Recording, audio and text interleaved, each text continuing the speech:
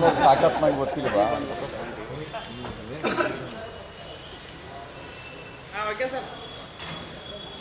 ಬೆಳಗಾವಿ ಜಿಲ್ಲೆ, ಬಿಜಾಪುರ, ಬಾಗಲಕೋಟೆ, ರಾಯಚೂರು, ಯಾದಗಿರಿ, ಕಲಬುರಗಿ, ಬೀದರ್ ಈ ಜಿಲ್ಲೆಗಳಲ್ಲಿ ಅತಿವೃಷ್ಟಿಯ ಸಂಕಷ್ಟಕ್ಕೆ ರೈತರು, ಜನಸಾಮಾನ್ಯರು ಸಿಲುಕಿ ಲಕ್ಷಾಂತರ ಹೆಕ್ಟೇರ್ಗಳಲ್ಲಿ ಬೆಳೆ ಹಾನಿಯಾಗಿ ಮನೆ ಕಳ್ಕೊಂಡು, ಜಾನುವಾರುಗಳನ್ನು ಕಳ್ಕೊಂಡು, ಜೀವ ಕಳ್ಕೊಂಡು ಸಂಕಷ್ಟದಲ್ಲಿದ್ದಾರೆ.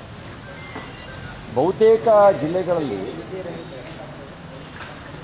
ಸರ್ಕಾರ ಮತ್ತು ಮಂತ್ರಿಗಳು ಸಂವೇದನೆ ಕಳ್ಕೊಂಡಿದ್ದಾರೆ. ಈಗ ಬೆಳಗಾಂ ಜಿಲ್ಲೆನೇ ತಗೊಳ್ಳಿ, ಮಂತ್ರಿಗಳಿಗೆ ಜನರ ಸಂಕಷ್ಟಕ್ಕಿಂತ ಚುನಾವಣೆಯ ಪ್ರತಿಷ್ಠೆಯೇ ದೊಡ್ಡದಾಗಿದೆ.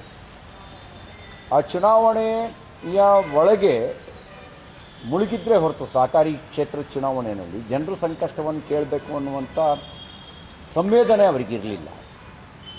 ಈಗಲಾದರೂ ಸಂವೇದನೆ ತೋರಿಸಿ.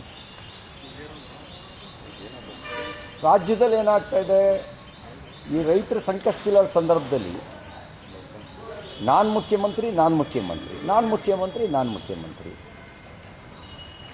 ನೀವು ಯಾರು ಮುಖ್ಯಮಂತ್ರಿ ಅನ್ನೋದು ಮುಖ್ಯ ಅಲ್ಲ.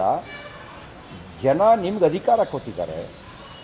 ನೀವು ರೈತರ ಸಂಕಷ್ಟಕ್ಕೆ, ಜನರ ಸಂಕಷ್ಟಕ್ಕೆ ಸ್ಪಂದಿಸಿ, ಅವರ ಕಷ್ಟದ ನೆರವಿಗೆ ಬನ್ನಿ.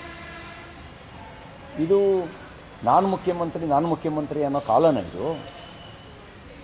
ಏನಾಗಿದೆ ನಿಮಗೆ? ಇನ್ನು 2.5 ವರ್ಷ ನಾನೇ ಮುಖ್ಯಮಂತ್ರಿ. ಅರೆ 5 ವರ್ಷ ನಿಮ್ಮ ಪಕ್ಷಕ್ಕೆ ಅಧಿಕಾರ ಕೊಟ್ಟಿದ್ದಾರೆ, ನೀವು ಮಾಡ್ತಿರೋದೇನು? ಭ್ರಷ್ಟಾಚಾರ ಮಾಡೋಕ್ಕೆ ನಿಮ್ಗೆ ಅಧಿಕಾರ ಕೊಟ್ಟಿದ್ದು? ಗುತ್ತಿಗೆದಾರರ ಪತ್ರ ಬರೆದಿದ್ದಾರಲ್ಲ, ಓದಿ ನಿಮಗೆ ನಾಚಿಕೆ ಆಗಲಿಲ್ವಾ? ಜನ ನಮ್ಮ ಬಗ್ಗೆ ಏನು ಅನ್ಕೋತಾರೆ ಅಂತ ಅನ್ನಿಸ್ಲಿಲ್ವಾ?